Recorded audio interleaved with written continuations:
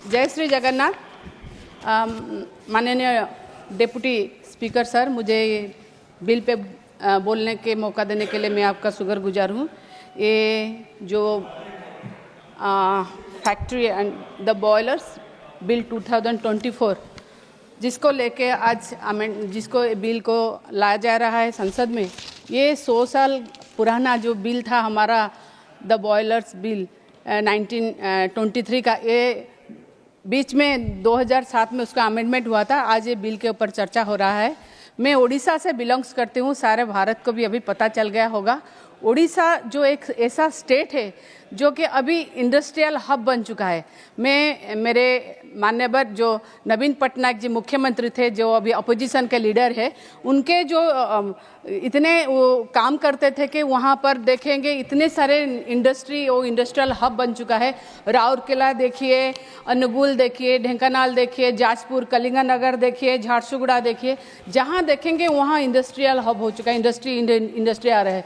मगर जब हम इस बॉयलर्स बिल के ऊपर बात कर रहे हैं तो अगर देखें सेफ्टी और सिक्योरिटी के बाद देखेंगे, अगर बिल को 100 साल के पहले जो था अगर आज ऐसा होगा तो कोई फायदा नहीं है, क्योंकि तभी अंग्रेज वालों ने ये बिल बनाया था, तभी इतने सारे इंडस्ट्रीज नहीं थे, ईज ऑफ बिजनेस के ऊपर ध्यान नहीं दे रहे थे। मगर आज ये बहुत सारे इंडस्ट्री आ रहे हैं, किंतु मगर फिर भी देखा जाए तो कहीं ना कहीं प्रॉब्लम क्या होता है, जो बॉयलर्स लगाव होता है जिसमें कभी कभी बहुत सारे जो फैक्ट्री में ब्लास्ट भी होते हैं और जान माल के नुकसान भी होता है।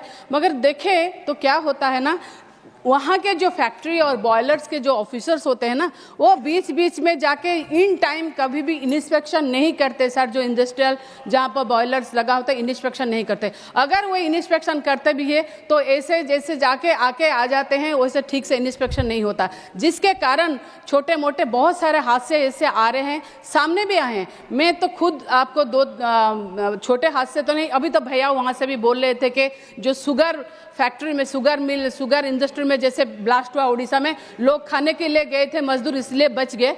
ऐसे ही मैं बोलूँगी कि 2020 में एक क्रूज का जो ऑयल लेके आ रहा था उसमें भी ब्लास्ट हुआ, जो हमारे पारादीप पोर्ट में। तो उसमें क्या हुआ ना, बहुत सारे वहाँ अगर जान की नुकसान नहीं, मगर बहुत सारे वहाँ के एरिया प्रभावित हुए, वहाँ का एनवायरनमेंट पूरा हुआ, लोग पूरा पैनिक में रहे। और सबसे ज़्यादा प्रभावित हुए वहाँ जो समुद्रिक जीव जंतु है ना, वो इतने तरह से जीव जंतु है ना, वो सब मर के वहाँ पर पानी में फैलने लगे।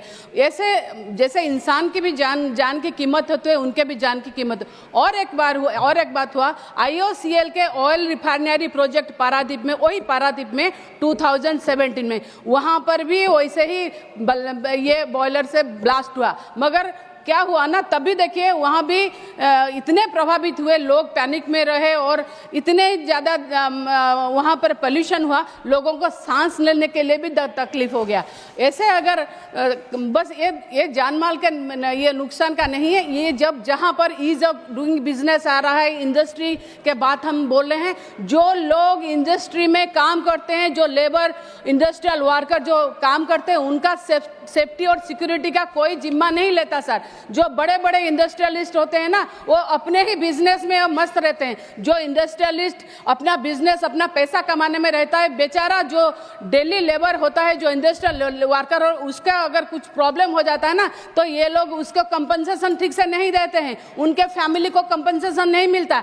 ये आइन में, ये नियम में ऐसा आना चाहिए। मैं मंत्री जी यहाँ पर जो है, मैं उनसे भी रिक्वेस्ट करूंगी आपके माध्यम से, क्योंकि कम से कम उनके परिवार को अच्छा कंपनसेशन दे, उनको हेल्थ इंश्योरेंस दे, उनको लाइफ इंश्योरेंस दे, उनके बच्चों को पढ़ाई लिखाई के लिए उनके सारे सुविधा किया जाए। अगर ऐसा ना हो तो कोई फायदा ही नहीं है कि हम आगे बढ़ रहे हैं मगर लोगों को हमारे पीछे छोड़ रहे हैं। कुछ लोग आगे बढ़ने के कारण में, कुछ इंडस्ट्री आगे बढ़ने के कारण से, और ये जो सब सेफ्टी और सिक्योरिटी को हम अगर नज़रअंदाज कर देंगे ना सर, ये बिल जो आया है अभी हम आलोचना कर रहे हैं, कहीं ऐसा ना हो कि ये बिल बस हम लोग ऐसे ही करते रहें और मगर सेफ्टी और सिक्योरिटी कहीं और छूट जाए। क्योंकि जो बॉयलर के ऑफिसर्स होते हैं उनके ऊपर जब अभी बोल रहे थे, उनके ऊपर कभी स्टेट गवर्नमेंट के जो ऑफिसर्स होते हैं उनका कोई कंट्रोल नहीं होता।